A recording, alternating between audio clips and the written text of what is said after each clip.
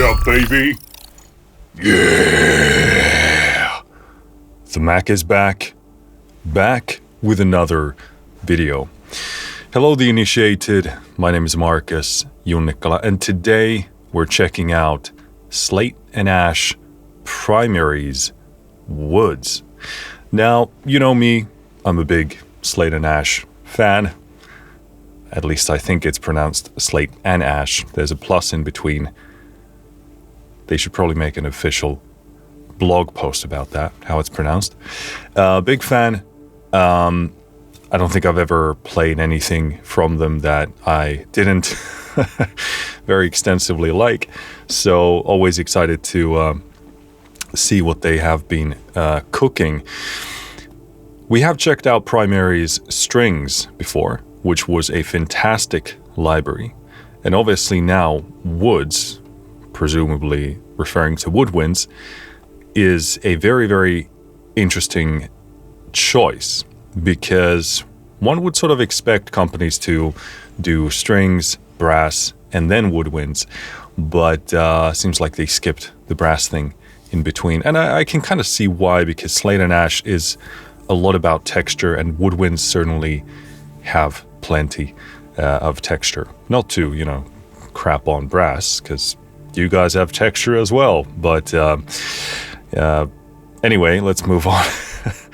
Let's go to the website to learn more about what this thing is. Primaries Woods explores solo woodwinds as a fundamental color in the orchestral spectrum. Okay, good. So we've established it's solo only. From guttural vibrations to fragile overtones, every texture is distilled into tactile breathing matter. I'm getting poetic up in this. Cool. So pricing comes up next. Primaries Woods on its own, full price in euros, shows to me as 289 euros. I believe this is the intro price, which is 169 euros. So that's a pretty hefty discount, which I appreciate. As we know, quite a few Slate and Ash libraries are not from the cheapest spectrum of libraries. So, I mean, first of all, 289 compared to that lineup is maybe a tad cheaper than usual. But, I mean, that's still a pretty, it's money you're paying. But this introductory price looks very appealing to me, so I applaud them for doing that. Primaries bundle, and I think if we press that, combines Primaries Woods with Primaries Strings. So you get two libraries together. So I'm not sure if this bundle pricing is somehow linked to the intro pricing of Primaries Woods. I would presume no, because there's no info. Well, actually, maybe yes. Because maybe this is the typical bundle price, 577 euros. That actually does make sense. Although I would probably add something here, because it's easy for you to assume that this is kind of the full price, and then this is the bundled pricing. So if the 399 euros is during the introductory period of Woods, which I will say makes the most sense as an assumption, but still, some people might be disappointed with that. So, Primaries bundle, full price, 577 euros. So, ka-ching! And presumably, I'll assume this is the during intro period bundle price, because obviously it will go up when the intro ends. Let's move on from this. So those are the options you can go for. I do believe there are other bundles as well. I don't know if they include any primary stuff, but go check them out before you buy, in case that makes the most sense for you. Resonance of Air. Woods captures the full woodwind family: bassoon, clarinet, flute, oboe, and saxophone. Nice. That's a good collection of stuff across over 100 multi-sampled articulations. Damn. And a variety of distinct spatial environments. Okay, cool. That's interesting. I would presume usually stuff is recorded in the same space, but that's actually something that's probably underexplored in sampling. To have a variety of sampling environments. Although I will say I don't know if this refers to recording environments or whether it refers to simulated spaces. Yeah, it's written in a way that it could be both. Extended techniques and detailed solo performances merge into rich ensemble arrangements, capturing a wide spectrum of expressive orchestral color. Okay. My brain is way too jumbled up to take in complex sentences like that. Unfortunately, I thought I got past the cold or flu, whatever this is, but I think I have a new one now. Because I was doing pretty good, and now I'm kind of bouncing back into not being great. The Texture of the Wind. Recorded at our Bristol studio, each articulation captures the physical exchange between player and instrument. The pressure of breath through reed, bore, and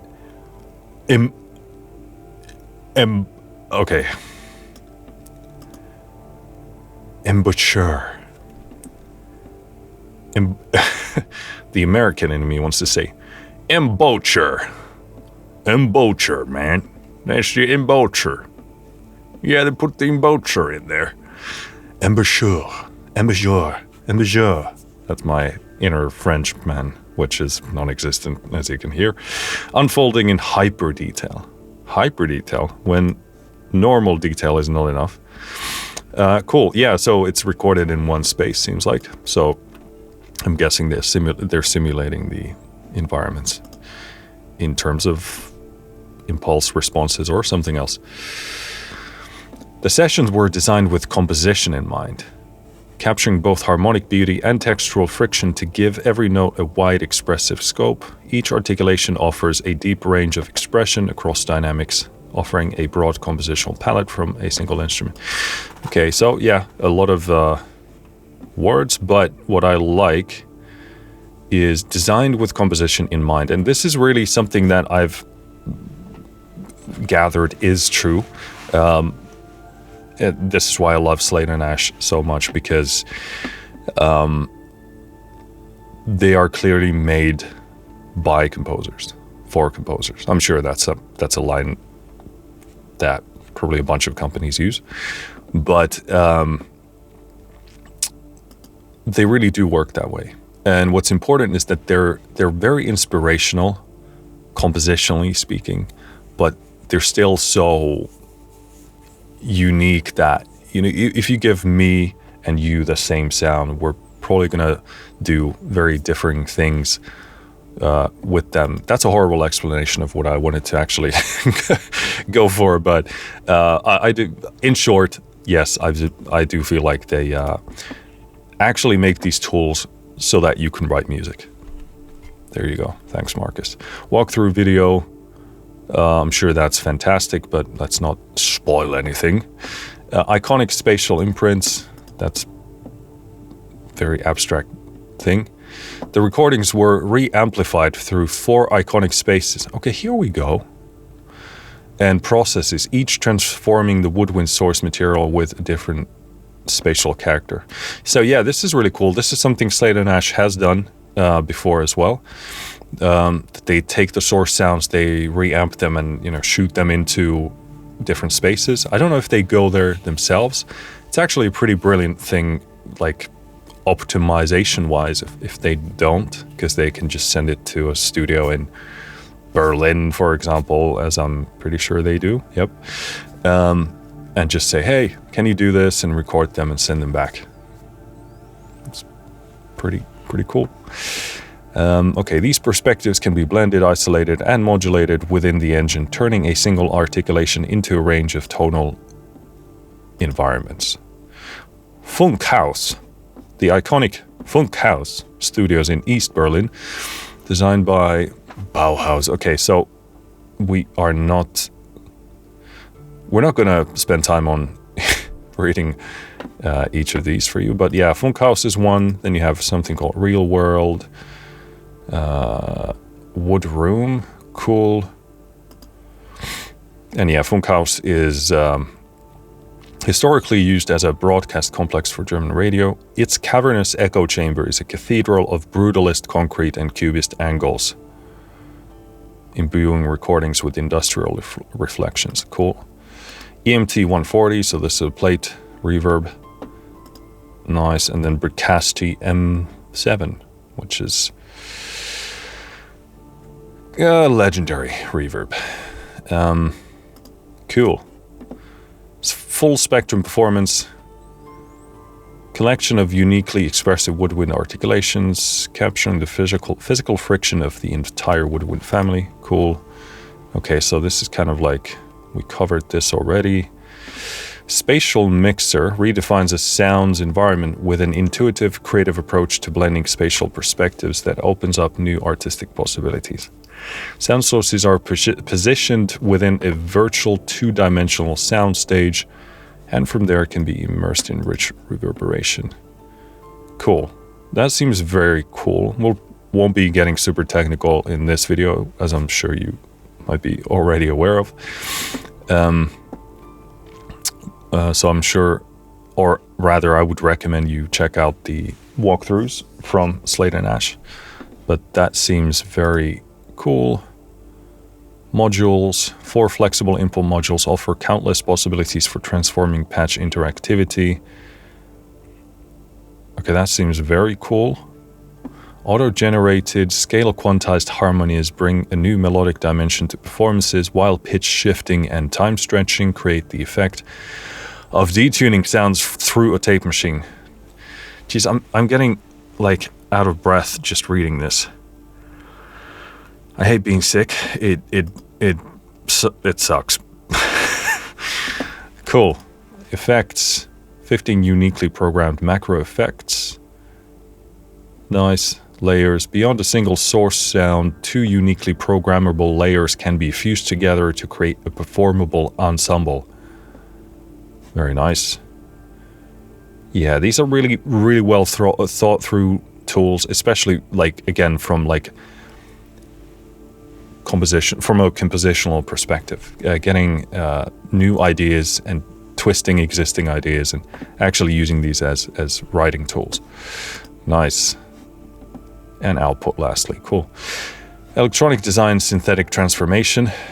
Is this a book? How long is this? The woodwind source material lends itself... yes, okay. Over 200 sound design presets. Preset video there. Okay, then you can... There's the bundle page. Make it your own. The entire Primaries engine is open to your own material. Ka-ching! Drop any sample onto the interface, and it's immediately loaded into the engine.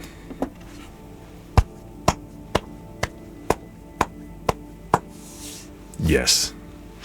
Yeah, this is something a lot of people understandably want and have been asking for a long time. Although, I mean, SLATE and Ash has delivered on this front already with, I think it was Spectres or Ruins. Which one? I think I want to say Spectres. Anyway, go check the product page. But this, again, this makes the library like, you know, exponentially greater. So it's fantastic, which is actually kind of surprising because you kind of have like a woodwind focus library, but then you can, you know, bypass it entirely to do your own thing, which is super cool. I know they've said that there are some like design limitations that might prevent them from doing that, but I'm happy to see that they have figured out a way. Okay, blend your own recordings with the woodwind articulations, route everything through the spatial mixer. Okay.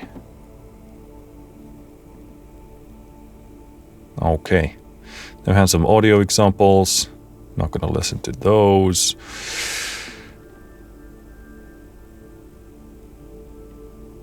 Cool. Tech specs. Contact player, contact 7.10.7 or higher. Free contact player included. Cool. Intel Max i5 or higher. Or Mac OS 12 or later. Apple Silicon Max OS 12 or later. Cool. Windows 10 or 11. Intel Core i5 or equivalent CPU. Cool. Size, 63.8 gigs. So this is not a small boy, not a giant boy either. Somewhere in there in the middle. I mean, just for a dedicated woodwind library, it is quite a bit, especially for this approach. I mean, if you were to buy like a purely nothing but trying to sound like realistic orchestral woodwinds, this would be like quite probably typical, I would say. For this kind of a library, this is sort of more specific and textural.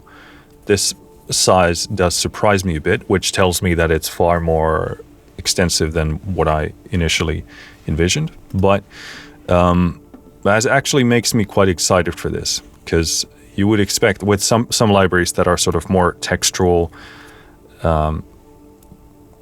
you would think that the size goes down because there isn't as much sampling diversity. You don't have to do like so many differing layers for these very specific type of expressions or articulations. But this kind of signals that they did do that.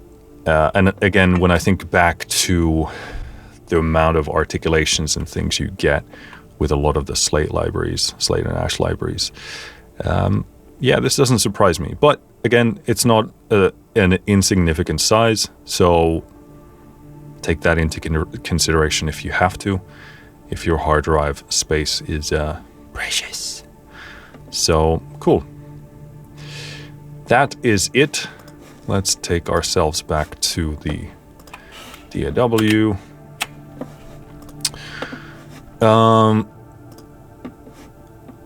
What are some of the basics we need to touch on here?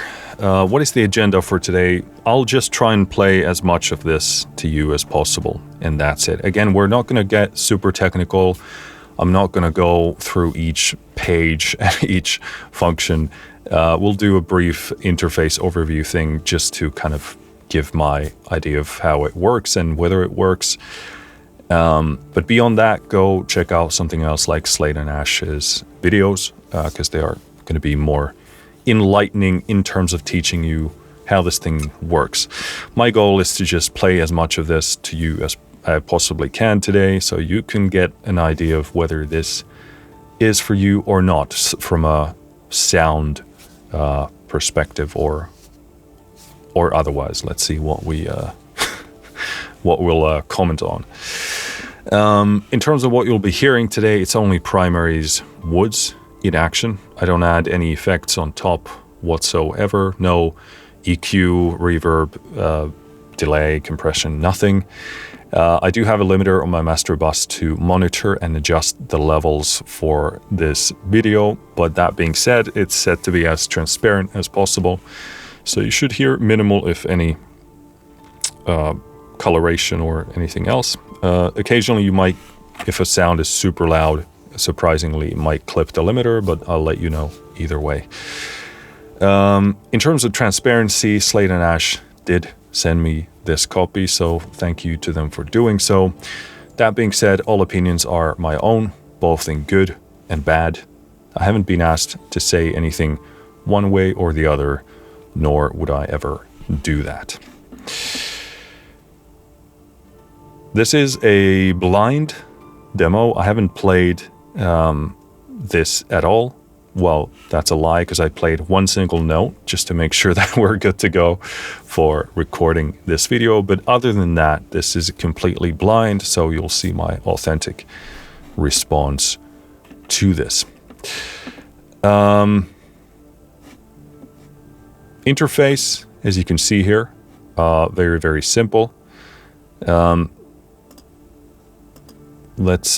me actually open the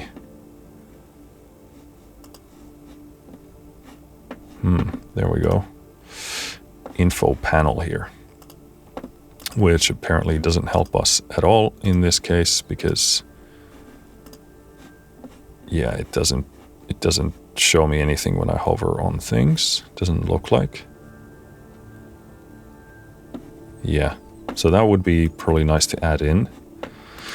So apparently main page is this like performance page, I guess, and then you have effects page here. Also on these different texts here, envelope, perspective, expression, you can click and go into that menu. Envelopes, you got A and B choices for amp, filter, pitch. Okay, that seems pretty basic. In perspective, this is the window that they talked about. This seems very cool. Again, I'm not going to deep dive into this, but having the ability to position things uniquely is very cool and really does wildly expand the way that a library can sound like. So this is very, very much appreciated. Expression page. Okay, cool. So you can adjust those as well. Effects here, again, we have different boxes.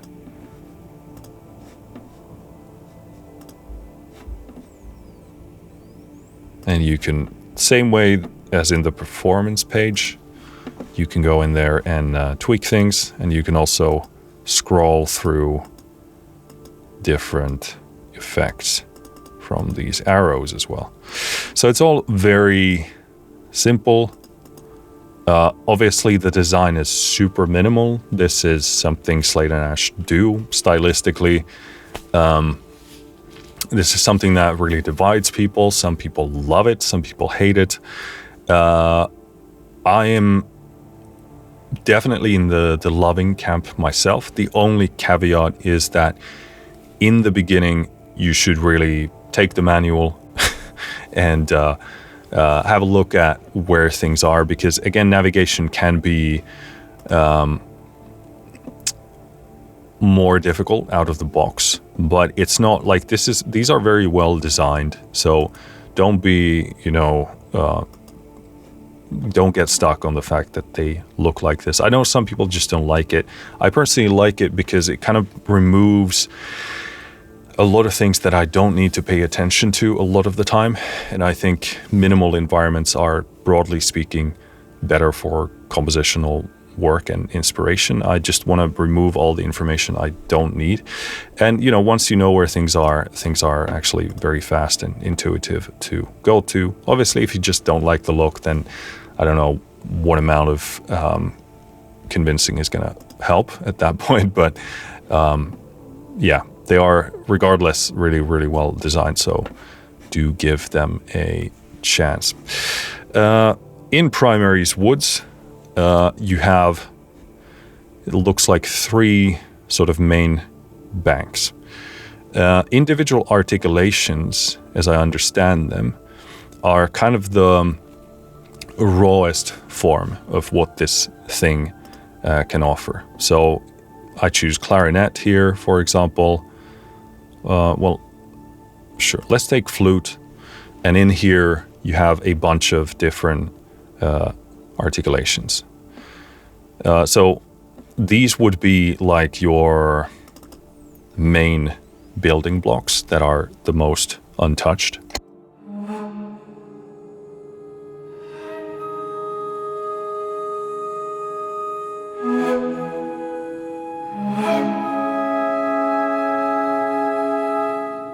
These would typically be quite a bit quieter than the more further taken sounds. We're probably not going to go through individual articulations, or we can't. I mean, I just don't have time for that, and it's just too much work. We'll try and peek in there if we can. But in addition to individual articulations, you also have expressions. Again, let's open up, let's do clarinet here. And these are kind of like, what would be the definition for these? Yeah, let me just go back, and because I don't want to misrepresent this, because the terminology can get a bit mixed up sometimes, because expression can mean so many different things, and then they use words like expressive as well. Let's see if we can find a definitive definition. I can't see that in this case, but it seems like expression is more like a movement. Oh crap, what did I do? It seems like it's like a movement. Why can't I speak? Movement from one kind of like style or articulation into another. And again, if we go into expressions here and look at these, it says sustain to airflows. And if we go into individual articulations, it says airflows. Okay, so it seems like expressions are moving from one articulation to another. We'll have a look at those as well, but just as a brief touching on that. I'm going to focus on the sound design things, because I think these are ultimately what do communicate the sound of a SLATE and Ash library probably the most comprehensively and best. And these tend to be the things that I also like the best. So I think if you enjoy something in here, you can sort of extrapolate the core sound and articulations from these, and kind of imagine what you can do with a library like this. Of course, you can use the individual articulations on their own for a more sort of organic type of a thing, which I do a lot with something like landforms, and I love that that's in there, because that allows me to use them more in a traditional orchestration or orchestral use sense. But regardless, I think we'll focus on sound design, and through that kind of understand the content that's in here. Let's go in order. Let's start with Arps. And the way we're going to do things here is I'm going to preview things in the Contact browser. I'm going to have to be quite brutal about this, because otherwise I'll never get through this video, because there's just so many presets. I mean, 200 or whatever it was. So I have to be a bit brutish about this, but I'll click on a name when it's appealing to me, listen to it. If it's inspiring to me, we'll play it a bit more. And I'll focus on playing the things that kind of immediately inspire me here in the now to write maybe a tiny, not a tiny piece of music, but an idea. Cool, so let's start with Arps and start browsing.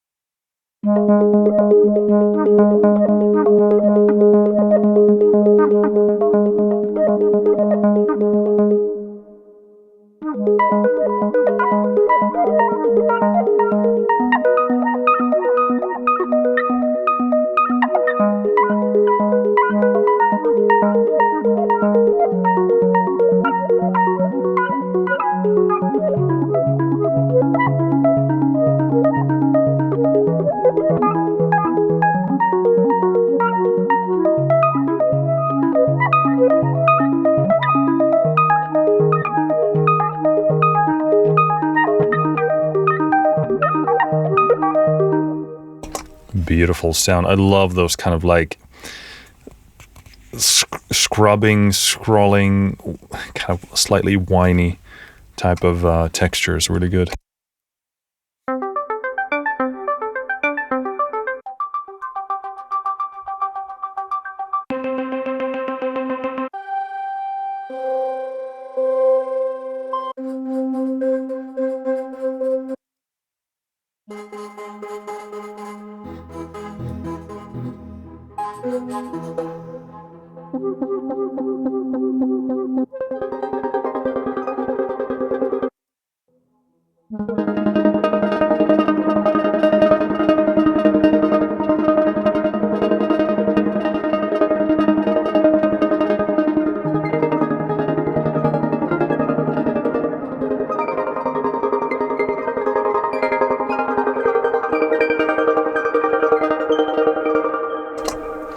Yeah, beautiful texture.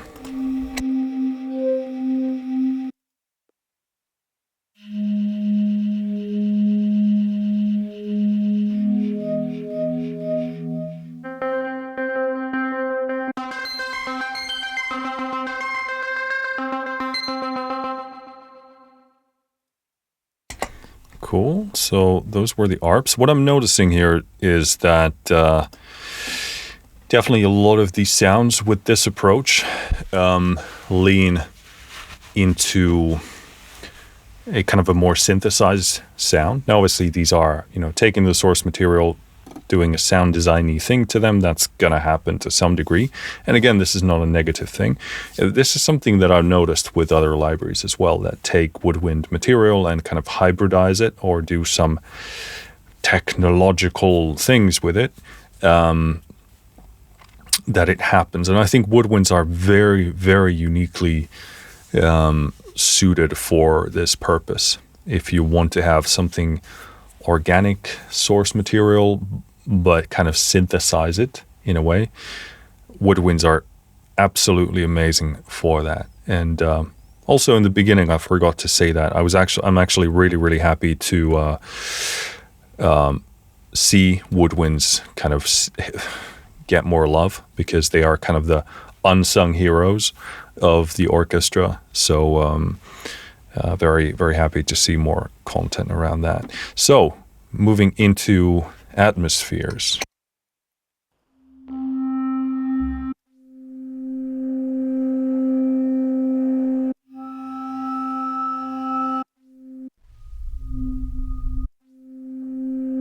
These are unfortunately very difficult to get a good sense of through the Contact preview alone, but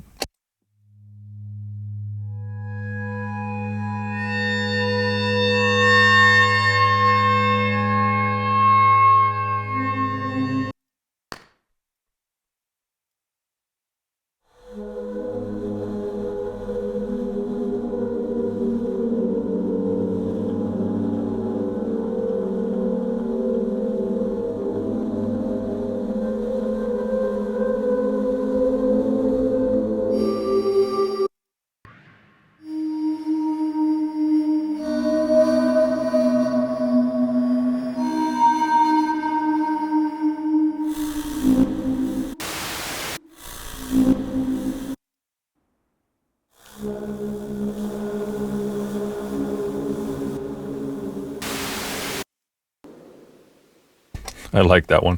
Forest Rain, Noise.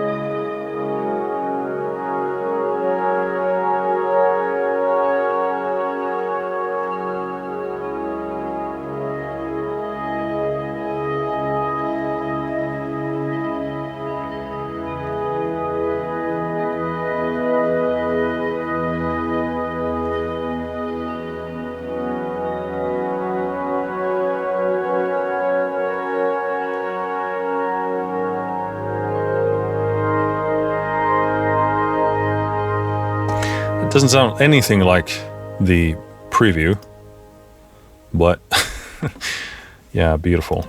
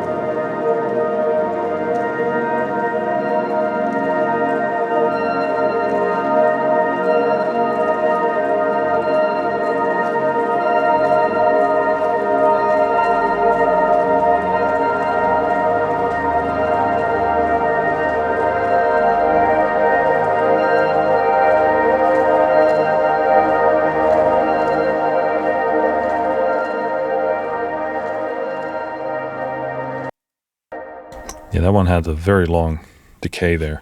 Very nice.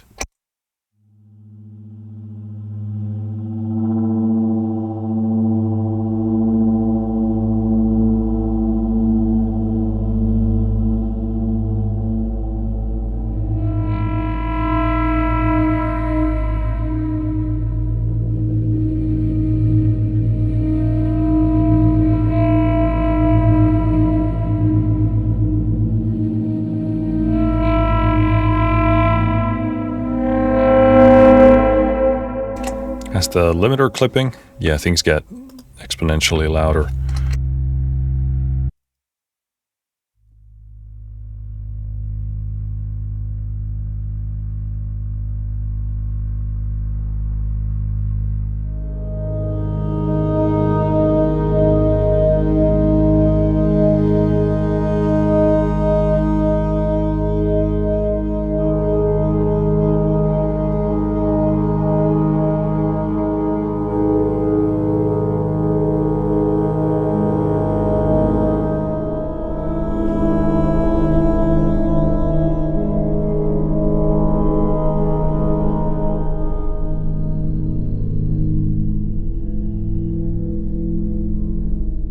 Really liking that. I would need to work with that a bit more, but the basic principle of something super simple, super dark, very ominous, very difficult to nail that kind of texture that gives you that sense of emptiness.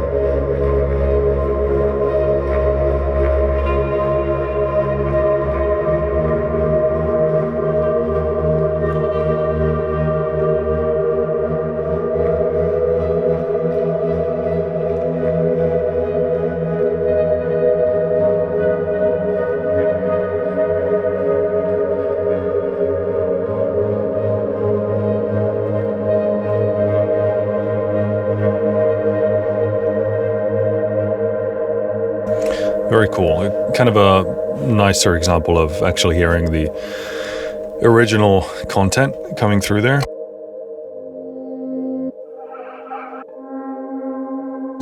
Yeah, let's move on from atmospheres. Actually, that did sound really nice, so let's go back to atmospheres.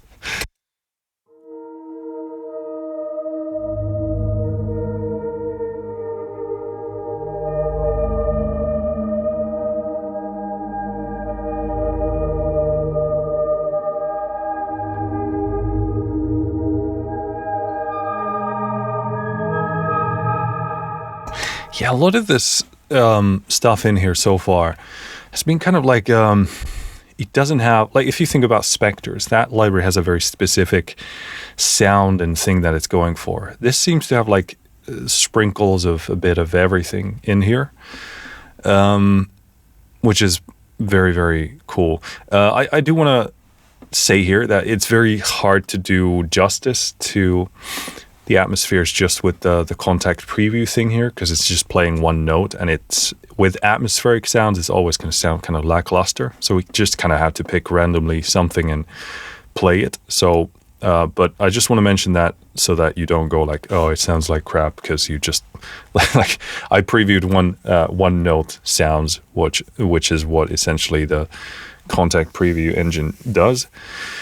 So yeah, you really need to, like, anything paddy, anything soundscapey, you really need to play it to judge it. Let's move on to keys.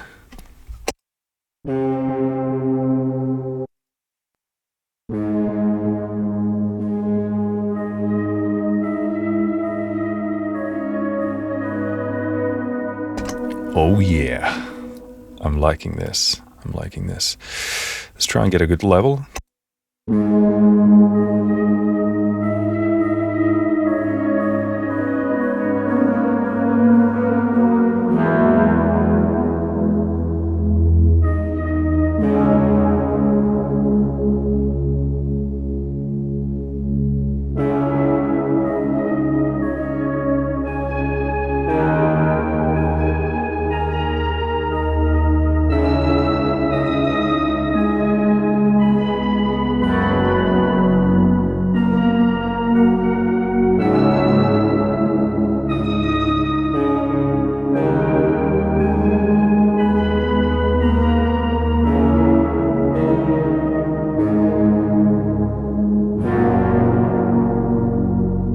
I love this. This is actually super unique.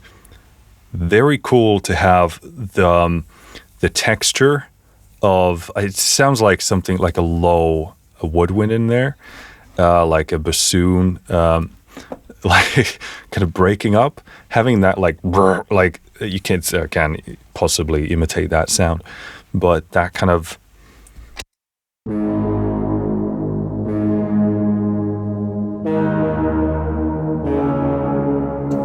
that kind of like reed, distortion, resonance, splash, breakup thing. It actually works super, super well in a kind of this kind of a key, wonky, analog, wobbly type of a key thing. I've never even thought about that, but that's really, really nice.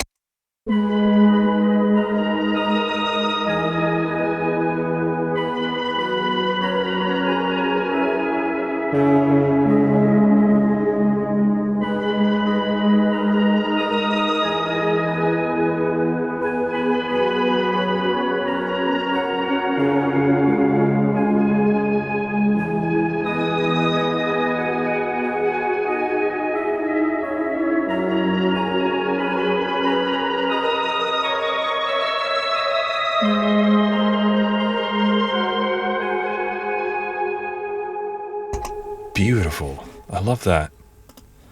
Excellent. I mean, if a preset has the name cassette in there, I'm going to play it.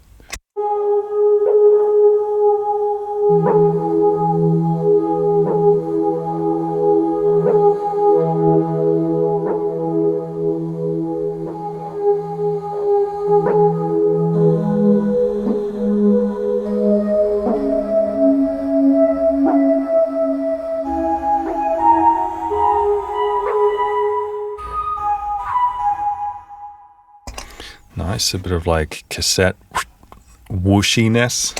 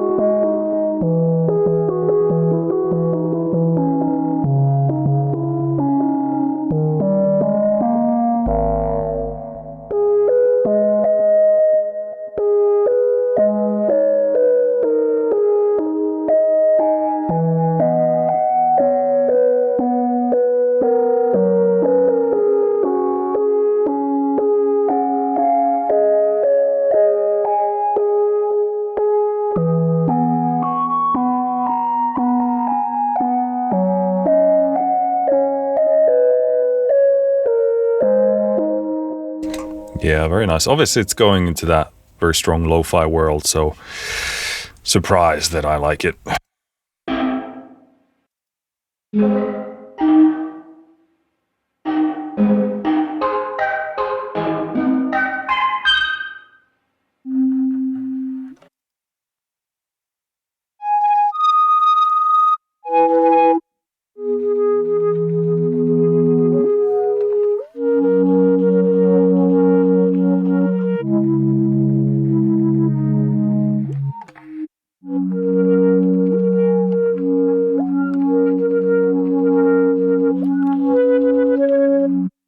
Yeah, this is actually an excellent pairing. I think someone needs to do more libraries like this specifically. I know there are libraries that kind of definitely go for this sound, but the woodwind lo-fi tape sound, they pair so well because woodwinds have a lot of air, obviously, in the sound. And the way that like that air works with the tape sound, it's just they pair so nicely together. Like having all that, like that fluctuation, that wobbliness, all that air, and also woodwinds tend to have like a kind of a simple fundamental sound to them. So it's a really, really cool pairing. Works super, super well. Marty.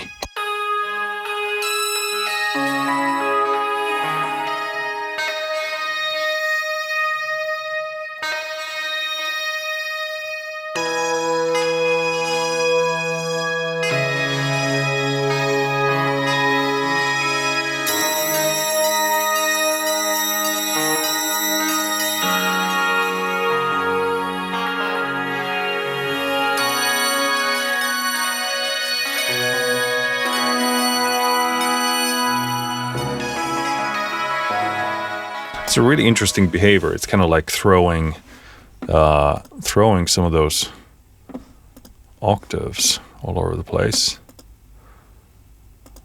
I wonder where that's coming from. I don't have time to find out. But also what I like about this is that when if I kind of try and play it instead of letting it do what it wants to do.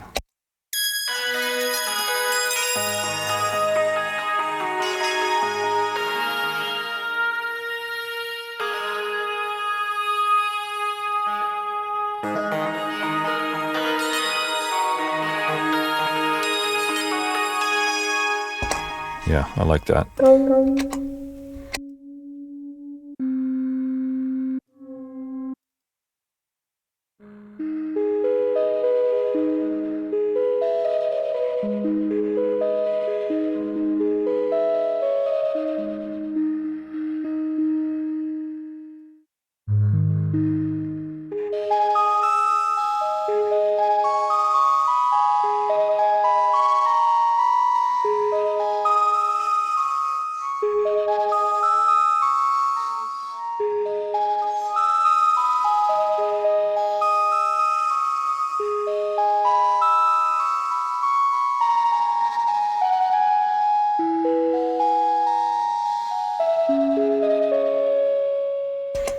Very cool.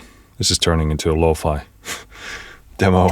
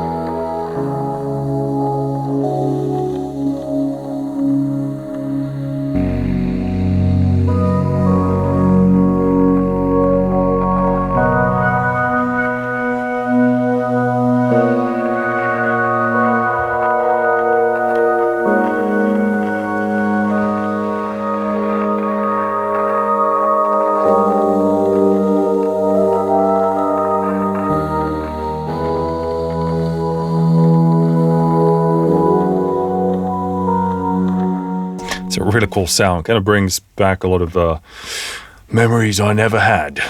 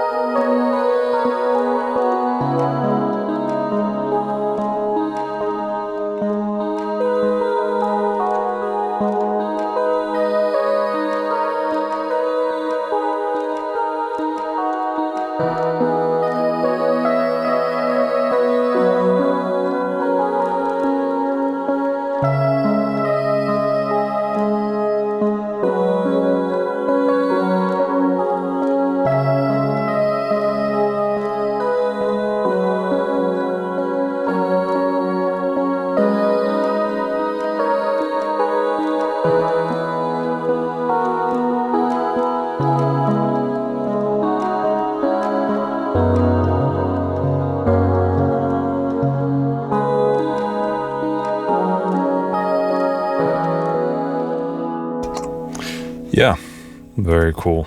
I like these a lot.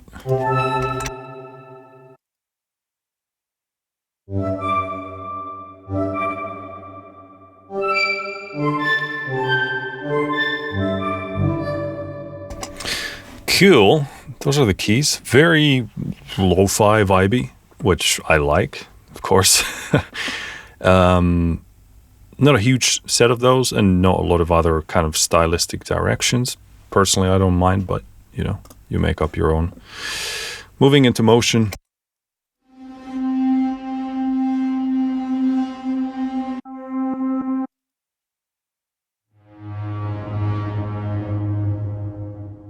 Well, this takes a moment to load. It's a big boy.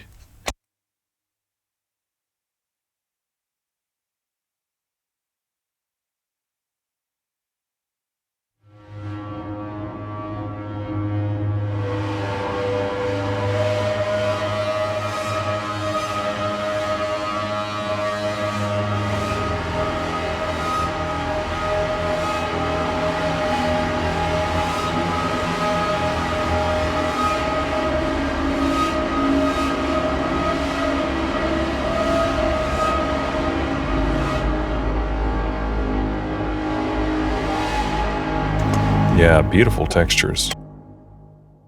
I'm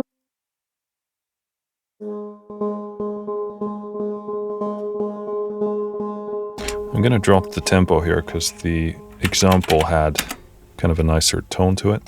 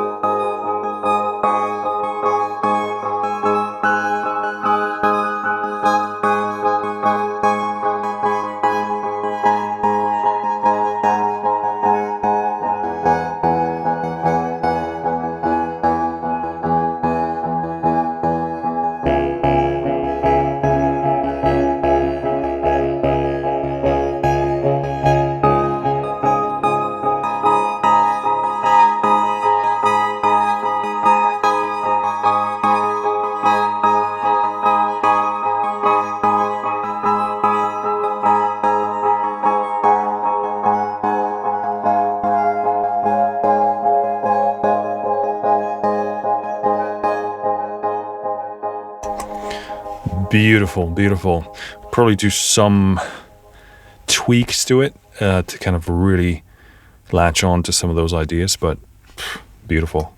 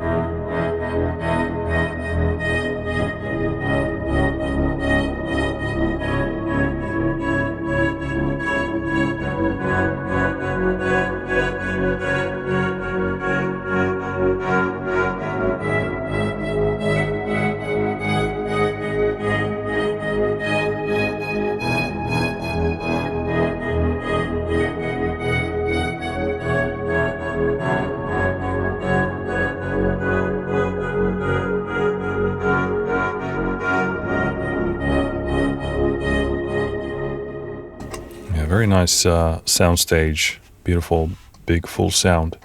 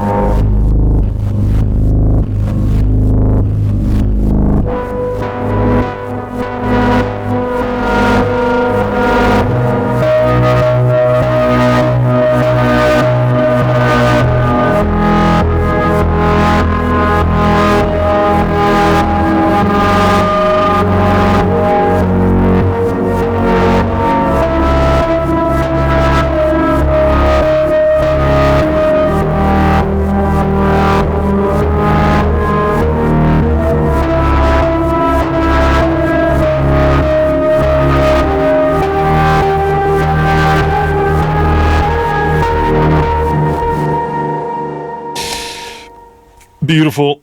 I mean, how big, how ready does that sound like? Like perfect distortion on that one. Husafel. Has anyone from SLATE and Nash perhaps lifted the Husafel stone? Have you? I would like to know. It's heavy. It's heavy.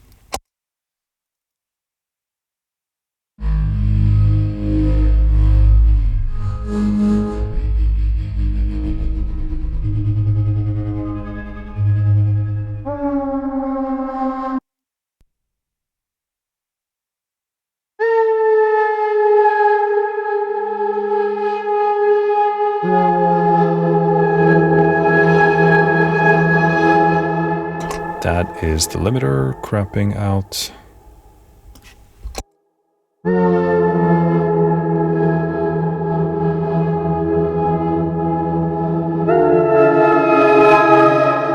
That's the limiter crapping out again.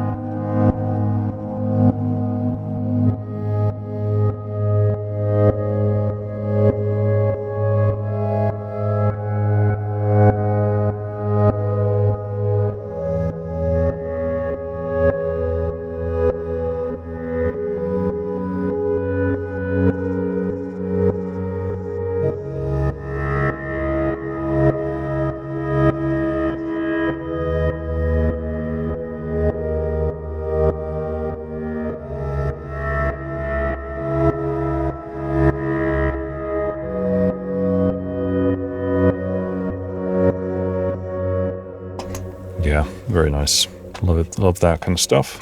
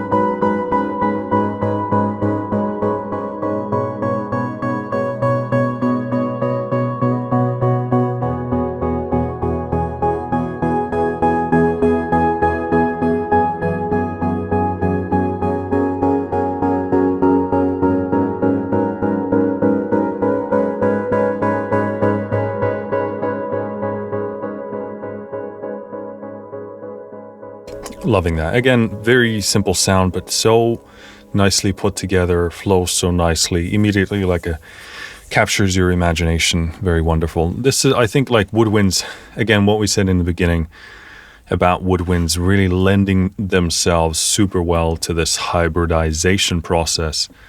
Another great example there. I mean, obviously on some of those notes you could hear more of that woodwind influence, but on some that might as well be a synth.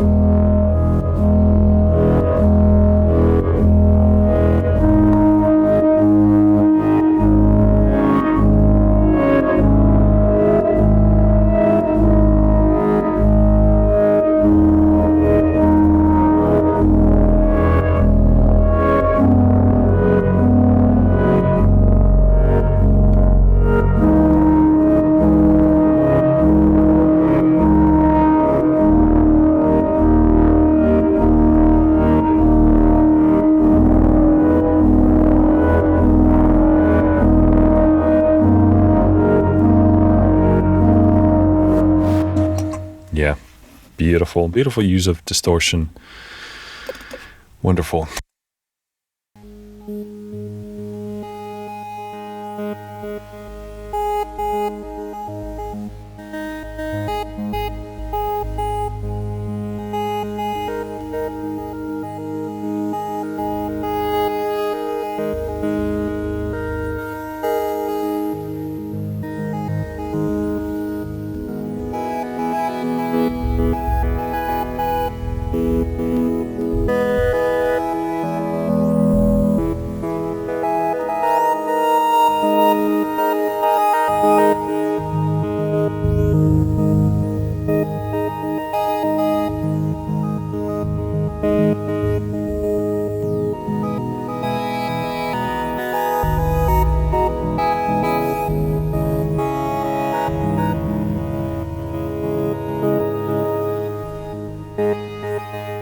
Beautiful. Love that kind of stuff. Obviously, I would need to tweak it to behave in the way that I want in terms of harmonization, but wonderful.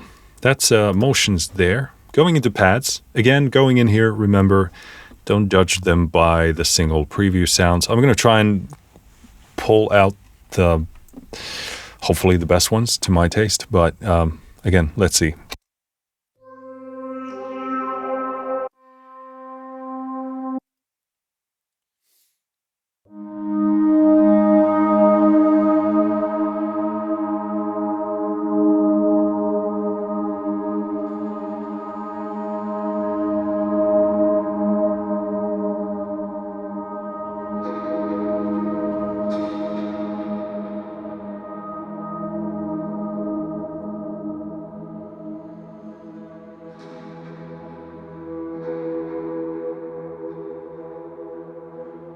Okay, seems like the lows are pretty scooped in that one.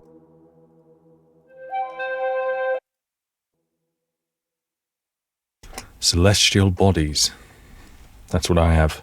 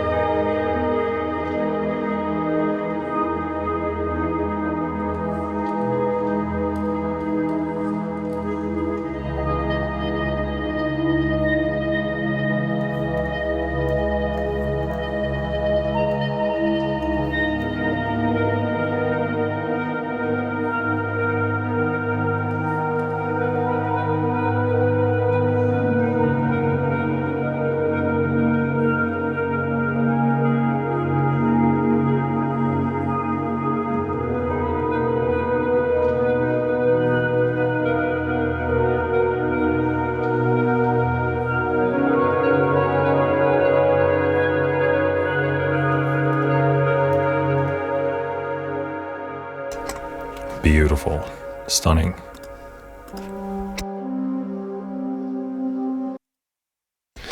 Cloud break. Excuse me. Cloud break. Way too close to Final Fantasy VII for me to pass. His limit break, you know? I know.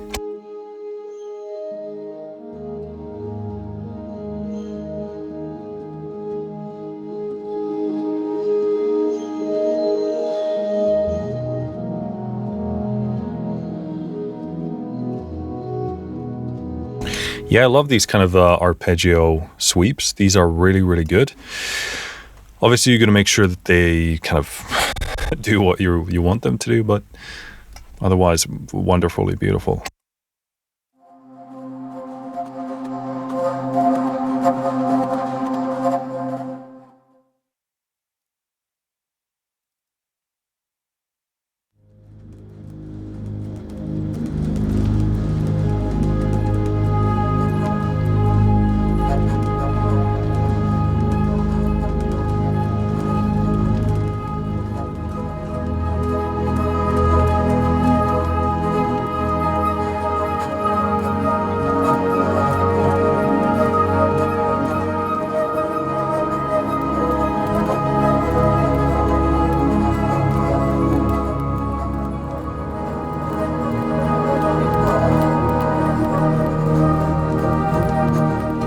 Beautiful. I actually have a direct use case for that. That's absolutely stunning.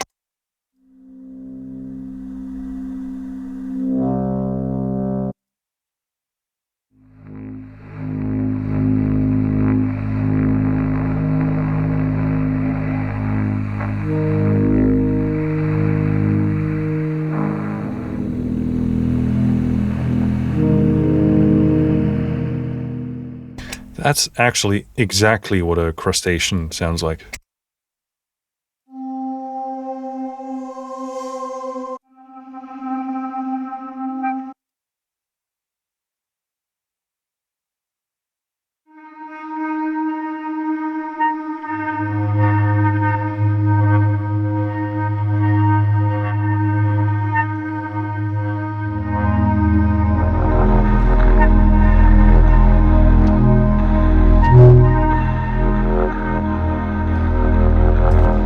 Limiter.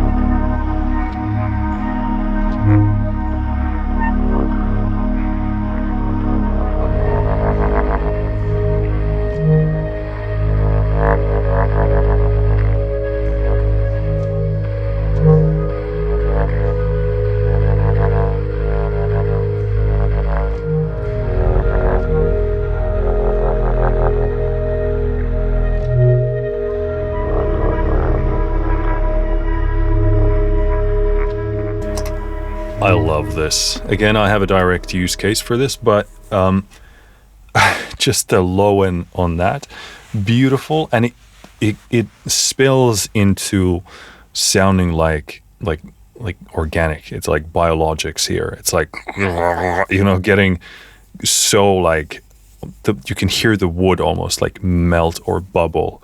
It's beautiful, beautiful sound. Makes it so feel like organic and alive. That's wonderful.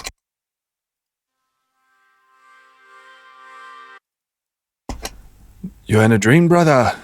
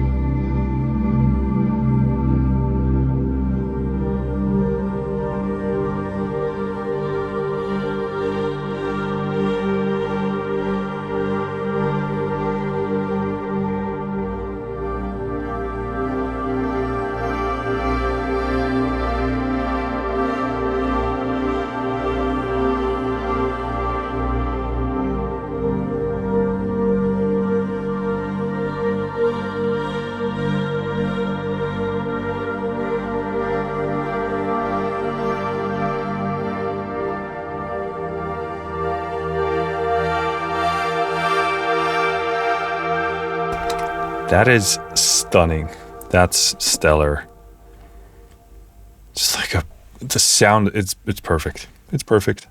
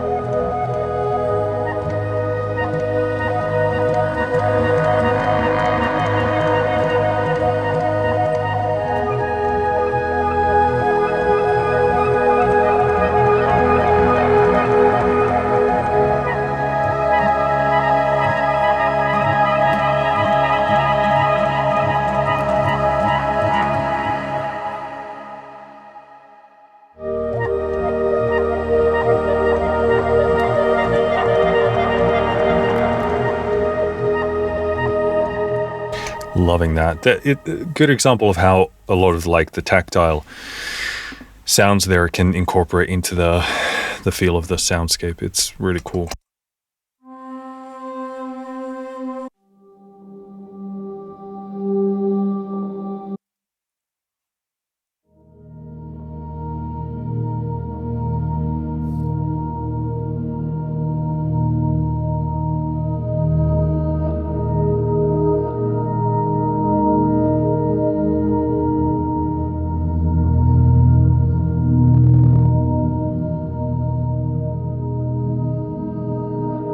That was the limiter.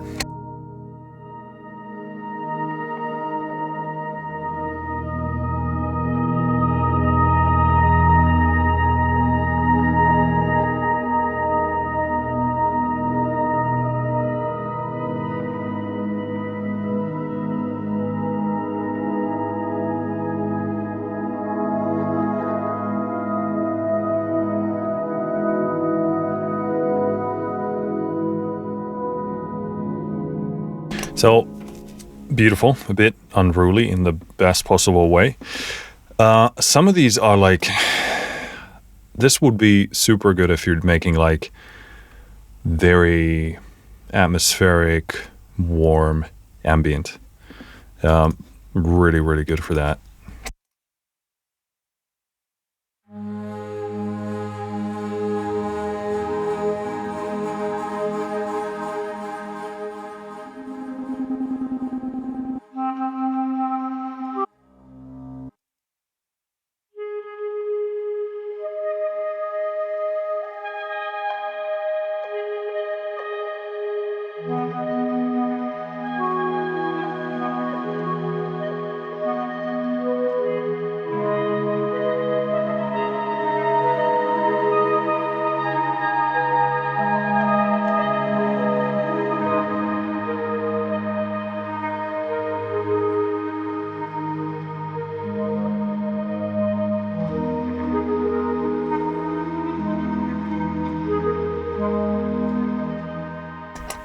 Yeah, I mean, again, really good for ambient. That's very, very beautiful.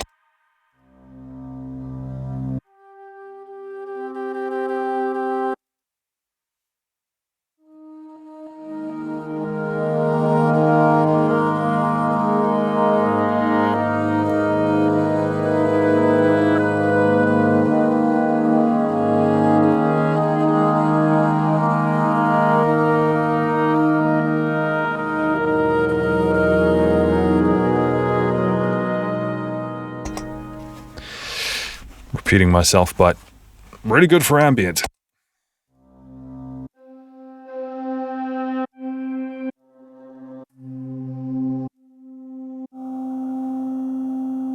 I mean, so many of these speak to me, but I can't do a 6-hour demo, so. But these pads are seeming really good. Let's do a couple of more.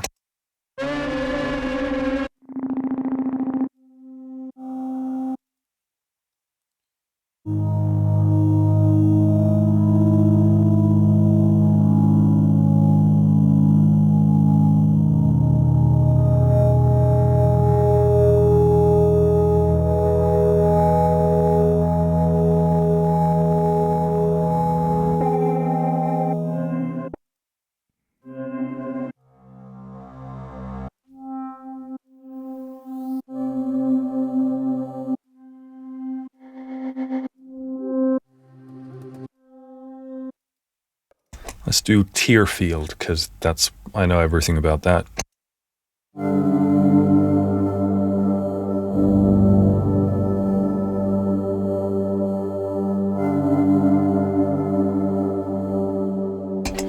Cool.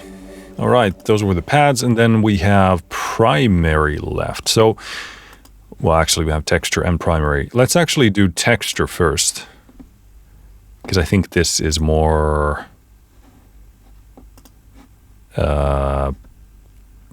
abstract, I'm guessing, because primary folder seems to be more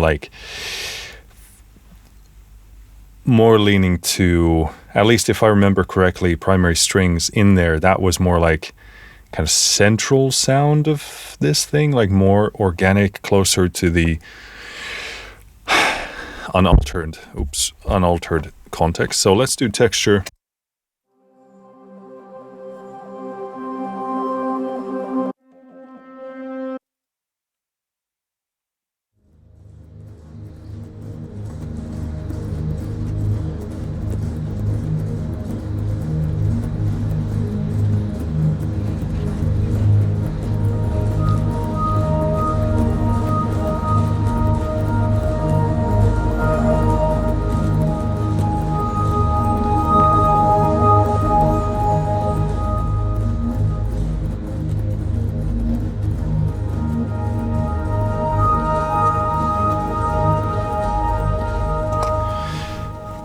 Beautiful texture.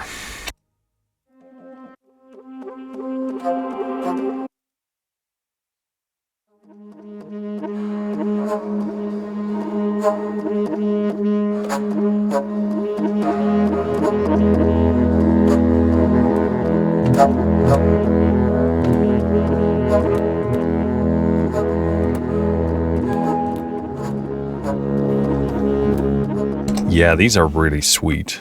I love all kinds of those, like playing related artifact textures, so those are extremely nice.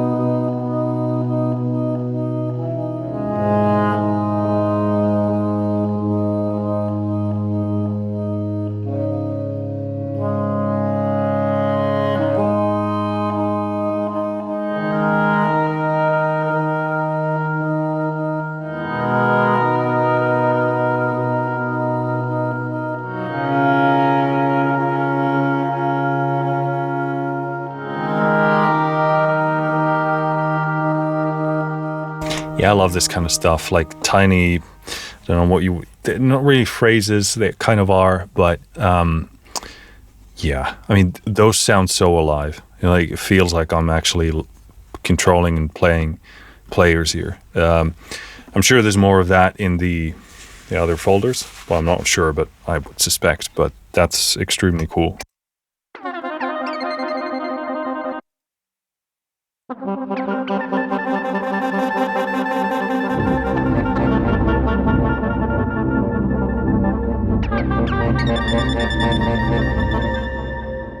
And that's bonkers good. It's such a beautiful, well, yeah, beautiful texture, beautiful soundscape. It's such a full, rich sound and like super intentional. That's like immediately inspiring to me.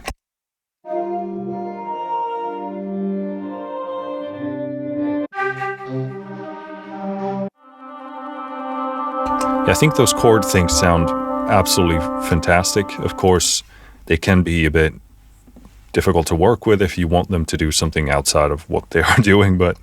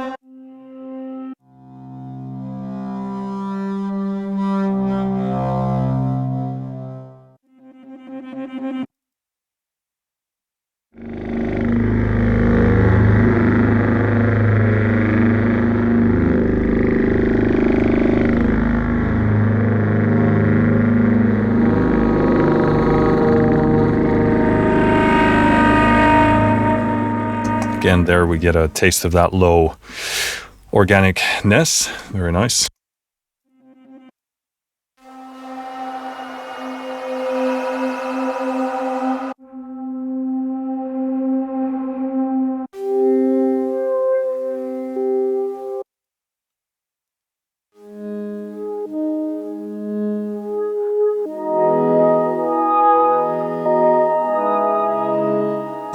Yeah, very Slate and Ash. Loving it.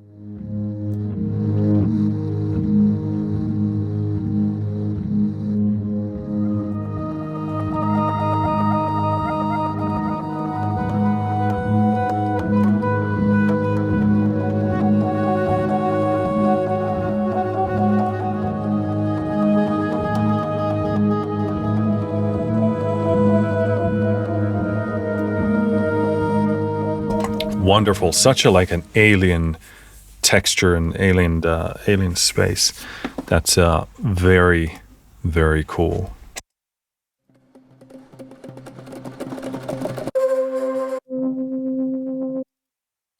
I mean, we have to do timbre.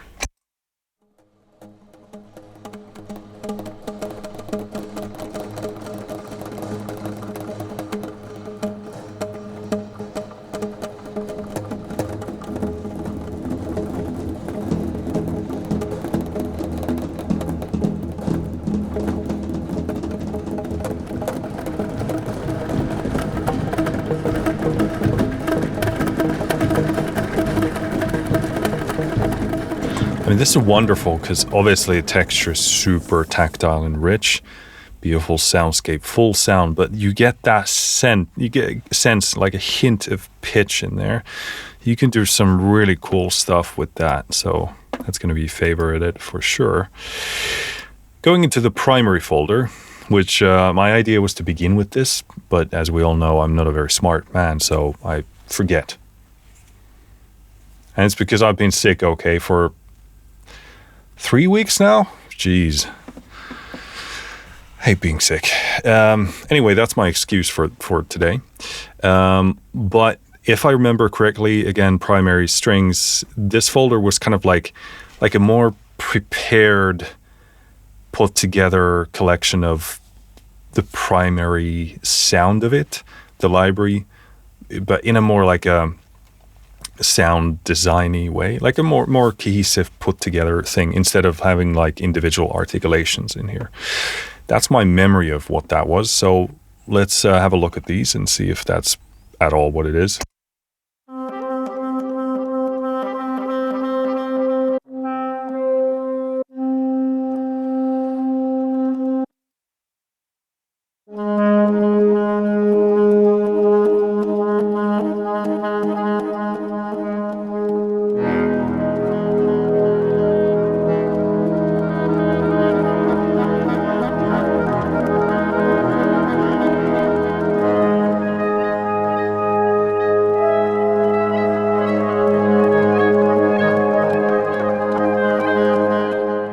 Yeah, kind of seems like it. So let's keep going.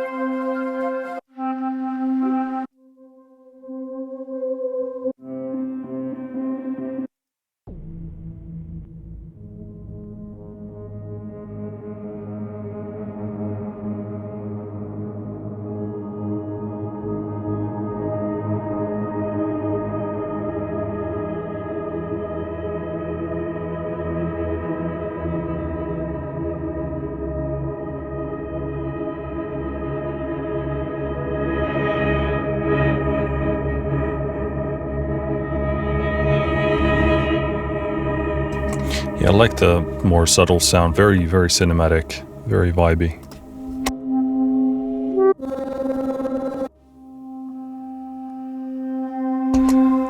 Swamp Love sounds...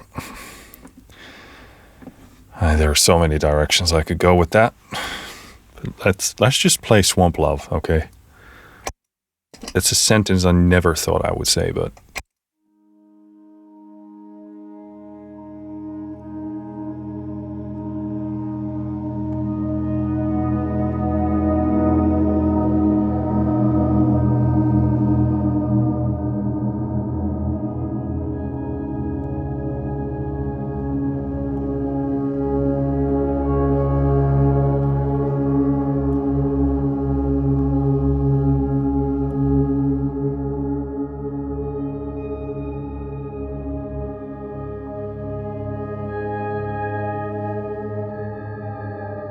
Yeah, very cool, like subtle, cinematic, instantly captivating.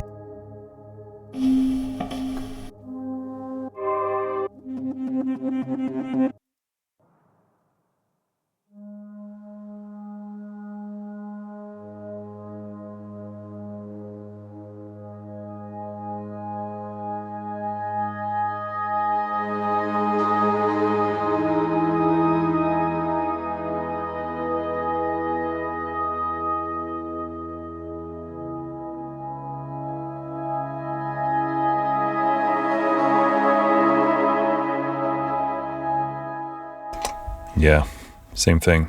Very, very beautiful. Yeah, I mean, in the texture folder and the primary folder, they do very similar things, but they're of great quality. I've said this many times before. I don't personally mind at all.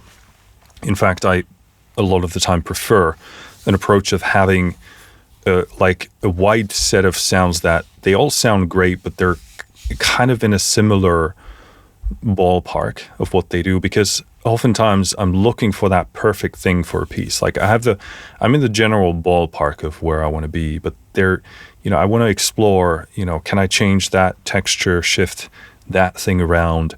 So I actually think it's a strength for a composer like myself to have that kind of a variety, have those varieties all be of great quality, but still be slightly different. Because a lot of people sort of, obviously, again, we're skimming through a lot of these things with the instant preview. So it can blur a lot of these perceptions of what the sound actually is like. And you can say, oh, it's too similar. And again, when you're judging ambient, pad-like, soundscapey, textural things with the preview, don't do that, because it doesn't tell the truth. It's not a strength of this system. You need to kind of actually put some fingers together to get a proper idea of what you're looking at. But yeah, so yeah, I personally think it's a strength to have like a really good pool of things that are similar but still very different and of high quality. Okay, next I think I'll do a few of the individual articulations. We have to limit this to some degree. Let's do 3 from each. Okay, that's the best I can do. Don't get mad. And yeah, otherwise I'll cry or something like that. So if my eyes and my memory serves me correctly, I think these all have, nope, they don't. But they have some overlapping ones. So in the bassoon, for example, we have airflows. Clarinet, we have airflows. Flute, we have airflows. So I think what they've done is that you have overlap here, so that all of them have as much overlapping stuff as possible. And then it seems like some of them have also some individual kind of instrument-specific stuff as well. So that's cool. I think that's how it was done in primary strings as well. But this is a good way of course, combining different instruments to do the same articulation. So that's good. But again, some of them can do things that others can't. So Yeah, let's actually preview and choose on that basis.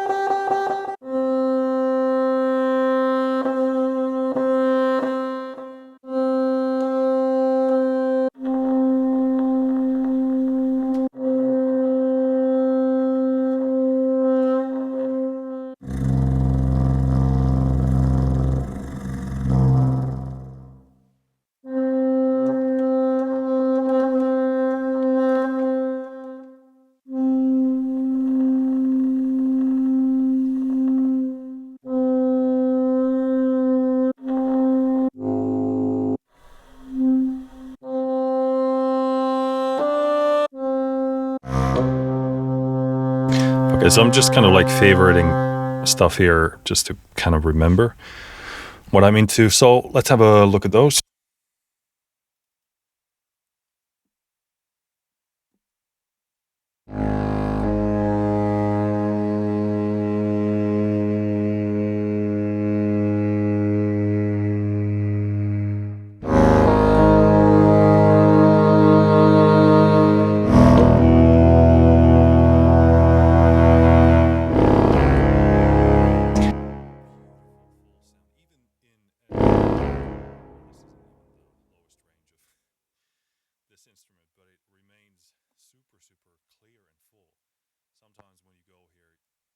Oh crap, I was muted. What did I say? I was saying, talking about how full and juicy and like this has clarity and separation, because oftentimes when you go this low, things can get really muddy and cramped up and muffled, but this is really, really juicy and clear and precise.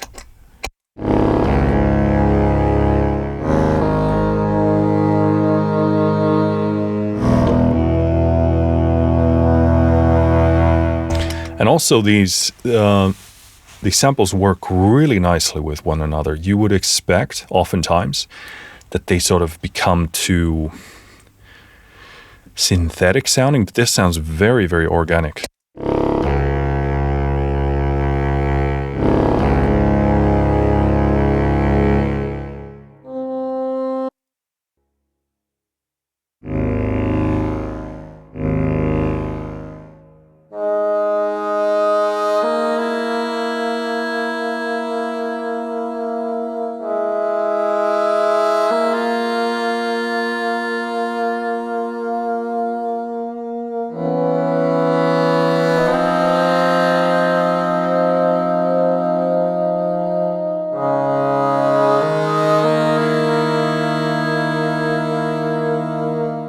So I love these kind of tools, because again, you get such like realism and organicness with these. Of course, control over that that phrase, that interval, that movement would be cool. But again, you got to work with what you have. But they sound so good.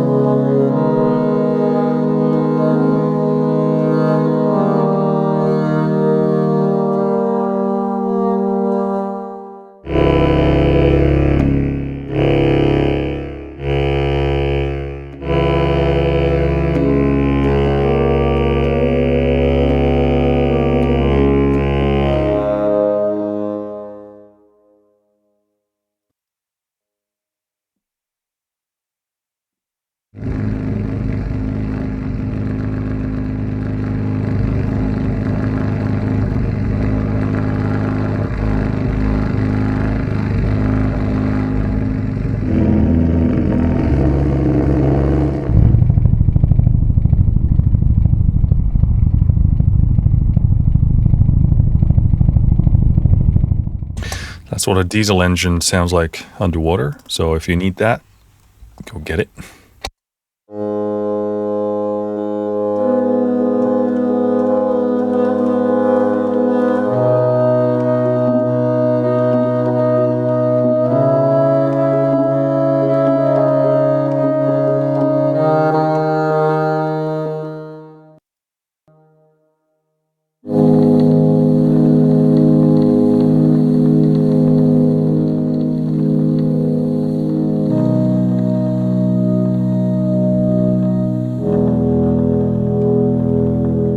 Yeah, that's a really cool one. I love the texture there. Sounds like a mechanical reel is moving around.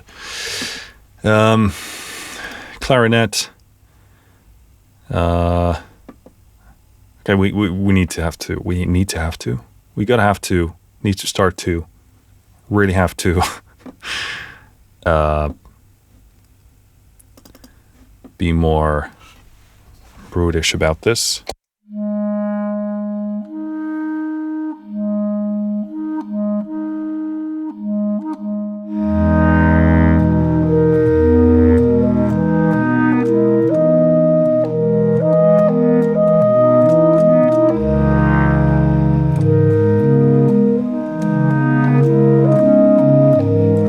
Yeah, again, great example of how beautiful this approach can sound like.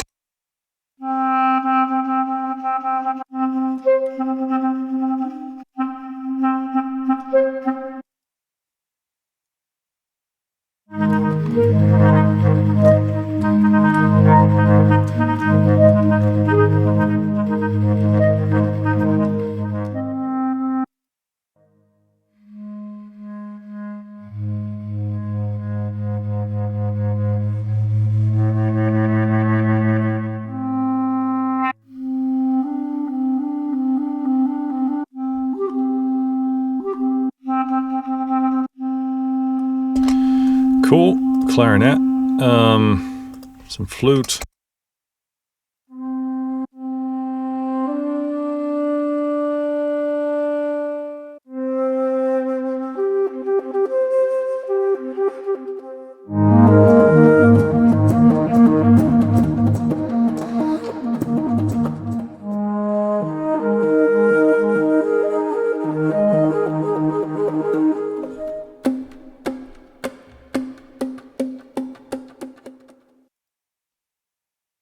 No idea how they did that. That sounds like a string.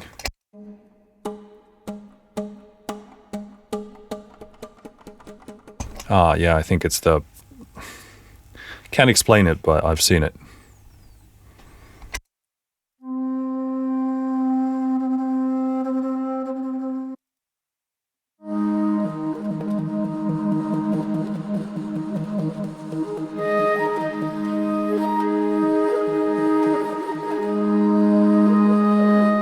Yeah, I mean, these sound absolutely beautiful.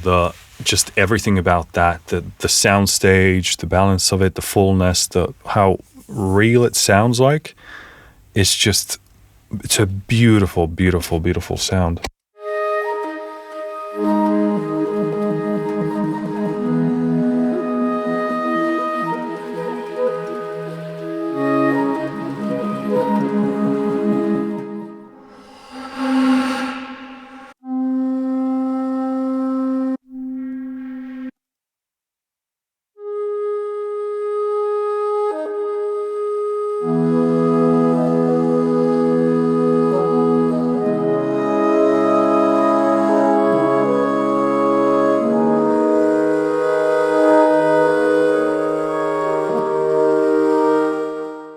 Obviously, you wouldn't really do flutes and chords like that, but anyway, beautiful. Oboe, oh boy.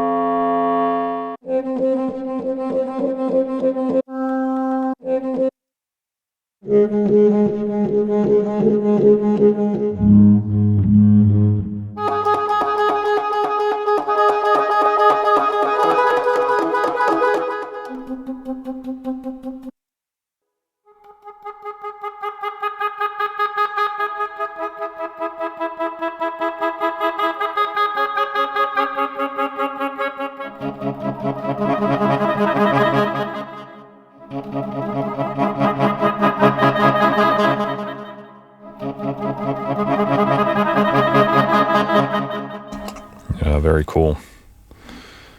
Yeah, I mean, all across the board, the sound quality, everything capturing here, the tone of it, it's very consistent.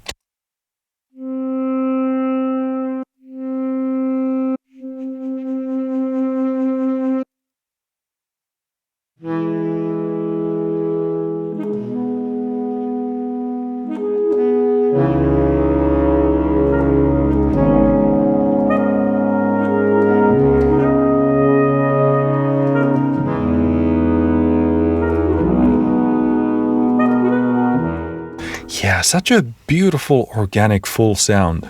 Really well captured. Haven't heard a lot of like saxophone sampling that is, you know, successful in my estimation. This sounds really, really good.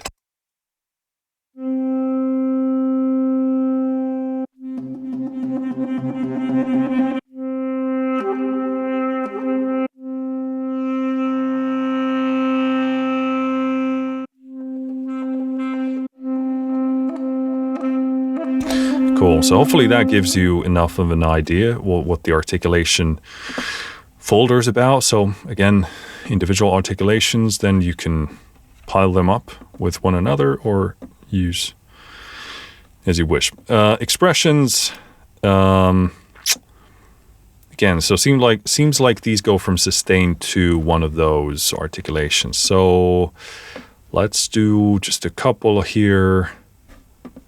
Sustained to shivers.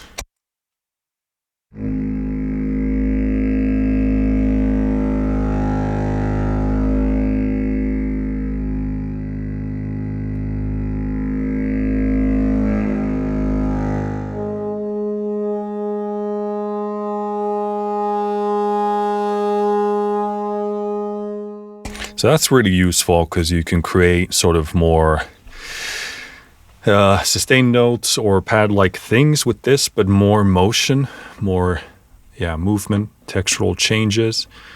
Let's do sustained to fractures.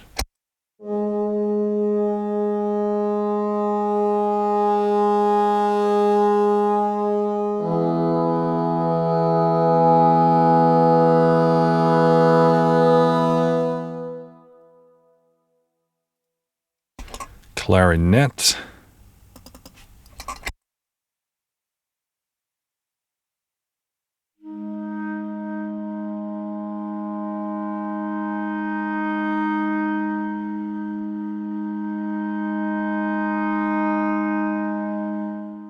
Ooh, okay, I see. So you gotta use the mod wheel to do that. Let's try that.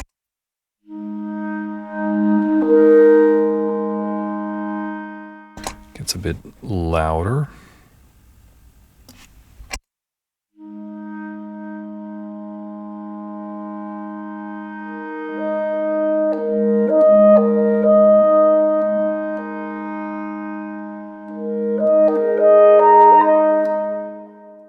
Bit of limiter clipping there. Out of curiosity, was this... Okay, these were mod wheels as well. I did hear some kind of textural change there, though. But I guess it was... I thought it was far more subtle than what I expected, but...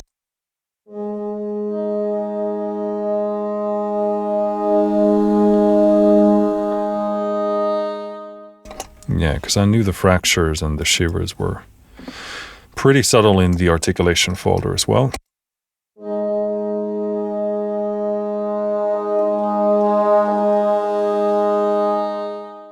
Cool. So the sustain is kind of like a circular thing already. So it kind of, you know, has its own movement there. But then you can switch into another articulation in between. So that's pretty nice. I want to see how the circular gesture sounds like.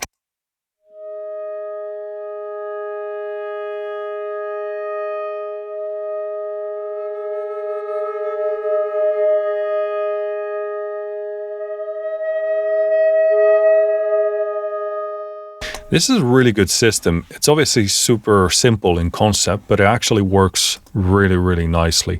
Sometimes when I see sample libraries that have like a dual layer thing, then I'm like, because it's usually like a crossfade thing. And that usually just doesn't cut it. But it depends a lot on your source sample material. Again, I don't know exactly under the hood how the curves are, shifting in relation to one another, but sounds really, really good, super functional. In my experience, the sample material itself dictates a lot of whether that's going to work or not. But simple concept sounds really great.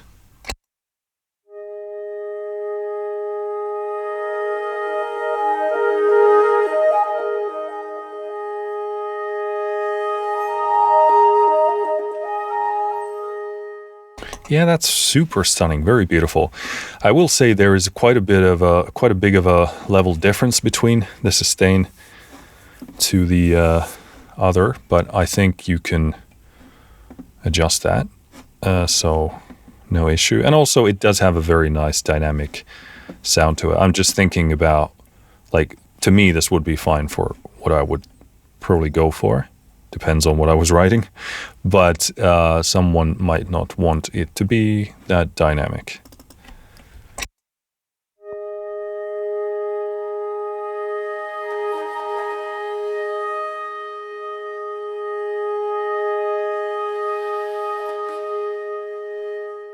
Yeah, that's so good.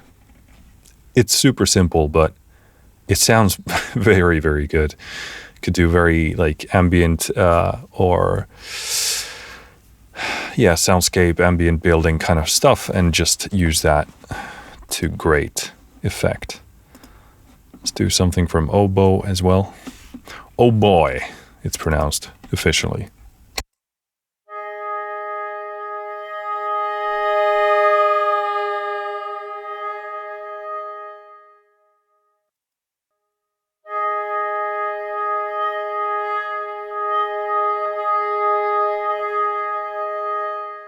Also, you do need to be mindful of the cycle of the other articulation as well, because it doesn't just straight up jump into it.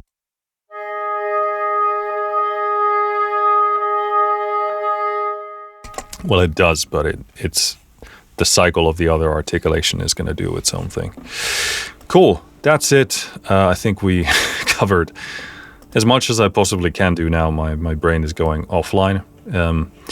But hopefully this was still sufficient use for you.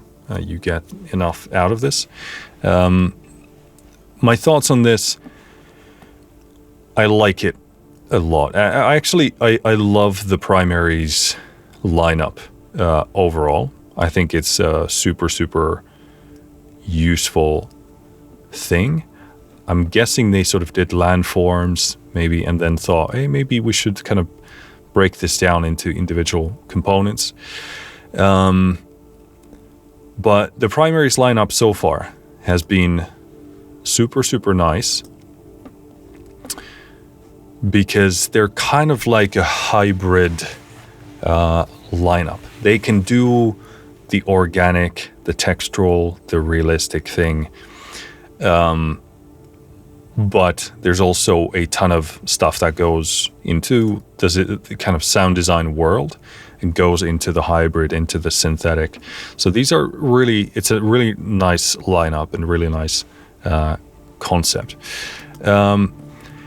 This is not a library that does everything that woodwinds can do. You can't just, pick this up and start playing melody lines with your flute. It doesn't do that. It does the articulations that it wants to do. And these tend to be kind of like very textural, focused on, texture, motion, and I would also say emotion as well, because it is very rare to get this level, if not impossible. I don't want to say impossible, but to get this level of like emotion out of a orchestral library, it's very difficult without having the sampling philosophy and mindset of going in there and you know, making the players do very specific things. So if you want to build subtle, textural, emotional things, especially for like slower orchestral music or anything even adjacent to ambient or, you know, soundscapey, anything like that, this is like a very strong contender for what you should be buying if you write stuff like that. But again, I don't think there's any company on the planet right now that does orchestral texture, or perhaps even texture period, better than SLATE and Ash. So if you want to have woodwinds that are highly rich in texture and motion and emotion, then this should definitely be in the conversation. And frankly, I'm not sure I've bumped into any other options that can give you this, but it's wonderful. And time after time, I'm surprised by, because again, these are very specifically sampled articulations. And when I hear them on an individual note, I go like, okay, that sounds wonderful, but what happens when I actually start playing more stuff? And they just behave so nicely together, even though it doesn't sound like technically something super sophisticated is happening. I'm pretty sure it's more sophisticated than what I think. But also it speaks volumes about how well these are sampled and designed, you know, how they write the articulations that the players then play and then they capture. And obviously the engines that SLATE and Ash build are absolutely fantastic. I mean, this is an aspect we didn't really even go into at all, because I'm just playing presets for you for the most part. But just going in here and tweaking things, and it's just such a playground. They're so flexible, so fast, so inspiring. So that's another aspect you should definitely think, because these are not instruments that you can absolutely just use the presets, and you know, I do a lot of the time. But there's just a whole different world once you start tweaking and twiddling with this thing, because it is really made for composers. It's like a composer's instrument of its own, the engine. So don't overlook that. But if you're in the mood, or looking for some orchestral woodwinds that are, well, first of all, solo, but yeah, very texturally rich, have interesting motion and actually evoke emotion, then this should definitely be in your radar. And also, again, the sound design stuff is some of the best aspects that I like about SLATE and Ash, because these are just world class. Some of these folders are in the Primaries lineup, smaller than, say, Landforms, but I think it's because Landforms is such a colossal library, because this has like individual instruments instead of everything, or a lot. So they're not overwhelmingly big. Could they be bigger?